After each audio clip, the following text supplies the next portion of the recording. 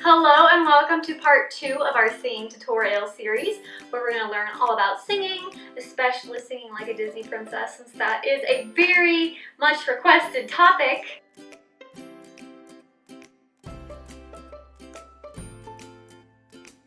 If you haven't watched part 1, I do strongly recommend that you watch that because it's going to provide the foundation for all the things that we're going to talk about now. One of the things we talked about in part 1 was vocal registers and passagios. So briefly to recap, you've got chest, middle, and head voice. You've got some passagios. The goal for great singers is to be able to move effortlessly from, or at least make it sound effortlessly, from your lowest notes to your highest notes, from your highest notes to your lowest notes, anywhere in between. And always keep it consistent, balanced, and very even sounding so people can't tell where those breaks are and only you will know. That is critical to what we're going to talk about because we're kind of mixing some chest voice and head voice to make that princessy sound. But we're also going to talk about what a bright mix is. So in order to understand that, we're going to talk about chiaroscuro. And honestly, I don't know if I'm pronouncing that perfectly in Italian. I know all about what it means, but my teacher who talks to me most about it, it's a very strong, I believe, Norwegian accent, so sometimes taking things that she says and then translating them into my own accent, it gets lost. But chiaroscuro basically is like light and dark. Light and dark in singing is not the same as light and dark. So when you think of very bright, the word a lot of people use is nasally, and we don't want it to be nasally, and that's why the key to chiaroscuro is having a balance of light and dark. But for princesses, you want it a little brighter than you would for other styles. And a lot of music theater, you have it brighter than you would for other styles. It's this very, very forward placement. Put this triangle right here. So you can think that you're singing out this triangle, out through the tops of your fingers up here, through your nose. That's gonna help you keep this forward, bright sound. In order to make it dark, you're gonna wanna lift inside of this internal space. Almost think like a yawny. So you got bright, you've got up here dark. It just means having a lot of space in the top. Chiaroscuro, this light and bright and dark balance, you want to have a good blend of the two. So you want to still have some of that internal space, but you also want to have a forward placement. One of the things that throws a lot of, especially high schoolers, maybe middle schoolers, even elementary school kids, so many choir teachers drill into your head this idea of all this space.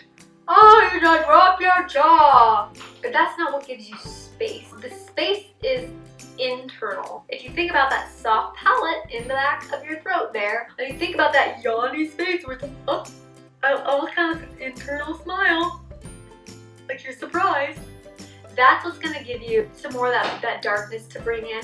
That's also what's going to give you a really great ring on some of your higher notes. The higher you go to a point, not when you're getting into like your high C range. You really want to keep that soft palate up, but then you also, at the same time, keeping it forward. Some things that keeping placement forward is going to help with. If you're having a hard time with some lower notes, because lower notes, people tend to let it drop in the back of their throat. Don't do that. Keep it forward. It will really help with volume, especially if you're someone like me and you have a very high voice as it is. Sometimes those lower notes get really quiet, but if you keep them placed forward, if you do that nya, nya, nya, nya, nya, nya, nya, nya, nya, nya, nya, that kind of noise, it will help you project more sound down there. It'll also help it blend a little more with some of that mixed voice, whereas especially if you struggle with the volume down there, keep it very consistent. Little Mermaid has a lot of mix and then down into this lower part where it's really easy to let it fall back into your throat. I wanna be where the people are, the are. I wanna be where the people are. It's easy to let it drop in the back of your throat. You don't want that. But if you keep it forward, it will keep it more consistent with the rest of it. So you hear, I wanna be where the people are. I wanna see them dancing.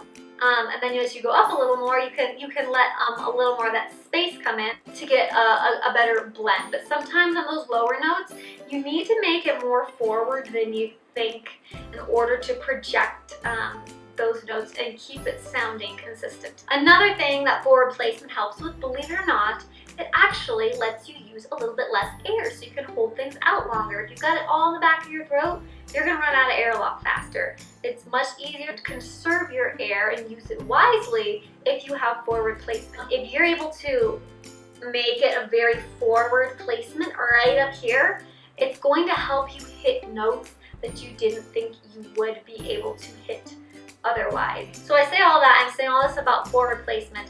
It makes it sound like I'm just like, oh, just be as bright and nasally as possible. No, you still want to make sure you balance. You have some of that space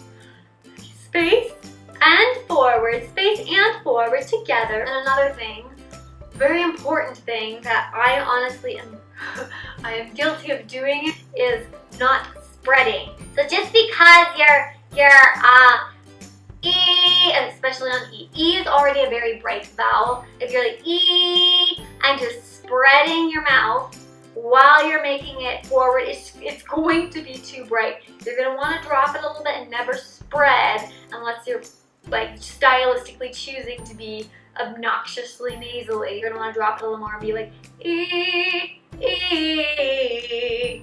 It's still very forward, E, but it's not spread, E. Oh, it sounds a lot better.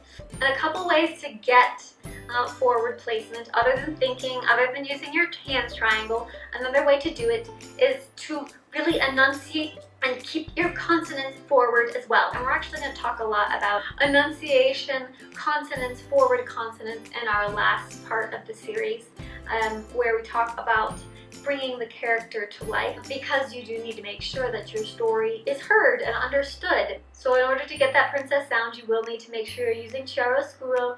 You definitely want that bright sound, but you don't want to spread it. You don't want to make it too bright where it gets obnoxious. You want that blend of the two.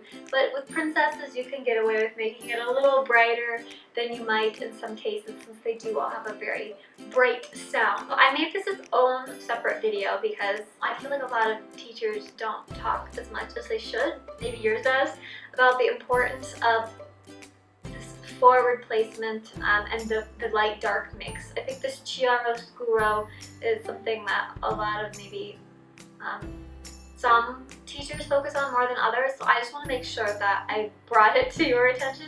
Once you get a grasp on brightness and darkness and how you can blend the two, and it really allows you to control your voice in a whole new way that you might not have been able to do before. So thanks so much for watching. Please subscribe so you don't miss out on our third and final portion of our Disney princess singing tutorial. We'll see you next time. Think like through your nose, even though we're not gonna